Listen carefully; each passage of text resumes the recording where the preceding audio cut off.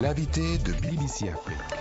Le gouvernement kenyan a saisi le Conseil de sécurité de l'ONU pour demander l'abandon des poursuites de la Cour pénale internationale à l'encontre du président Uhuru Kenyatta et de son vice-président William Ruto. La Cour avait entamé des poursuites en 2010 sur des présumés crimes contre l'humanité commis lors des violences post-électorales de 2007. Dove Jacobs est professeur de droit pénal international à l'université Leiden et spécialiste de la Cour pénale internationale. Pour lui, il sera difficile d'arrêter la procédure enclenchée par la CPI. Il est l'invité de ce BBC Midi avec Hélène Alex. Tout d'abord, d'un point de vue juridique, il faut préciser que le Conseil de sécurité qui a reçu la lettre n'a aucun pouvoir d'ordonner à la Cour d'arrêter les poursuites. Le seul pouvoir qu'a le Conseil de sécurité, c'est de demander à la Cour d'interrompre pour une période d'1 année renouvelable les poursuites. La dimension juridique de cette lettre est inexistante. Elle n'a aucune valeur juridique. Alors justement, pourquoi est-ce que c'est au Conseil de sécurité que s'est adressé le gouvernement kényan, à votre avis ? Jusqu'à maintenant, le Kenya a épuisé toutes les voies de recours devant la Cour pénale internationale.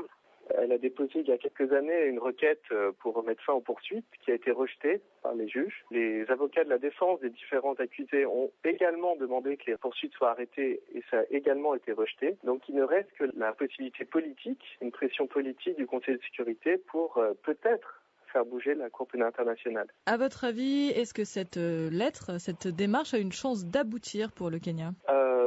D'un point de vue juridique, absolument aucune. Le Conseil de sécurité n'a pas le pouvoir d'arrêter des poursuites et les juges eux-mêmes, à partir du moment où il y a des raisons de croire qu'une personne a commis un crime, n'a pas de pouvoir de prendre en compte des considérations politiques. Et c'est là toute la critique de la justice internationale, c'est qu'elle ignore la politique. C'est la critique qui lui est portée depuis des années, mais malheureusement, les juges eux-mêmes n'ont pas le pouvoir de prendre cela en compte. Et pourtant, la Cour pénale internationale a déjà décidé d'abandonner certaines poursuites. On se rappelle, en mars dernier, c'était Francis Moutaoura.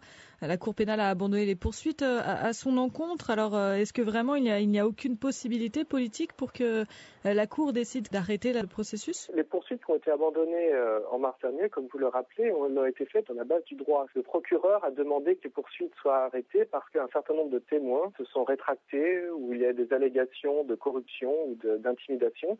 Et donc, c'est un argument juridique qui a conduit à l'abandon des poursuites et non pas politique. Et la Cour avait également repoussé de plusieurs mois le début des auditions, justement en vertu de l'élection présidentielle qui avait eu lieu au mois de mars. Officiellement, non. C'est toute l'ambiguïté de la justice internationale qui est dans une réflexion générale au service de la paix, de la réconciliation, de la justice, mais c'est une cour pénale. Elle n'a pas dans son mandat à prendre en compte ces considérations-là. Et donc, vous ne trouverez pas de documents de la Cour disant « nous repoussons le procès en attendant les élections ». Les raisons étaient beaucoup plus techniques, qui étaient que la défense n'avait pas eu le temps de se préparer, que certains témoins n'étaient pas accessibles, etc. Fatou Bensouda, la procureure de la Cour pénale internationale, elle a dit que cette lettre était une tentative détournée de politiser le processus judiciaire de la CPI. Donc, vous trouvez quand même que la Cour garde cette fermeté juridique ? Il y a un choix de poursuite en début. La procureure n'avait aucune obligation de commencer une enquête au Kenya. Elle aurait pu très bien décider, pour des raisons d'opportunité, de ne pas engager l'enquête. Mais une fois que le processus est enclenché, il y a très peu de possibilités de s'en sortir. Et c'est encore une fois toute la difficulté d'un processus judiciaire qui ne s'accorde pas bien avec des prises en compte de considérations politiques. Les déclarations sur la politisation de Fatou Bensouda sortent de son mandat finalement. Elle devrait se contenter de faire son travail de procureur et ne pas même se prononcer sur la politique qui était un des reproches fondamentaux faits à son prédécesseur,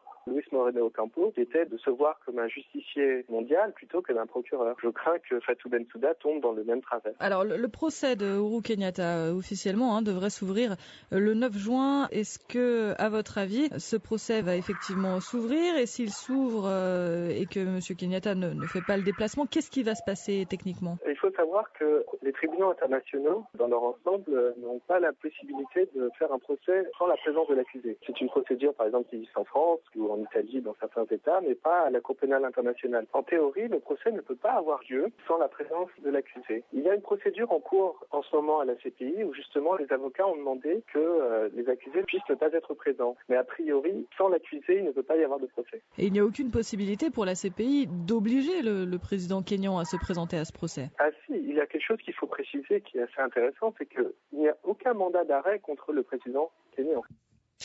Et c'était Dove Jacobs, professeur de droit pénal international à l'université de Leiden aux Pays-Bas et spécialiste.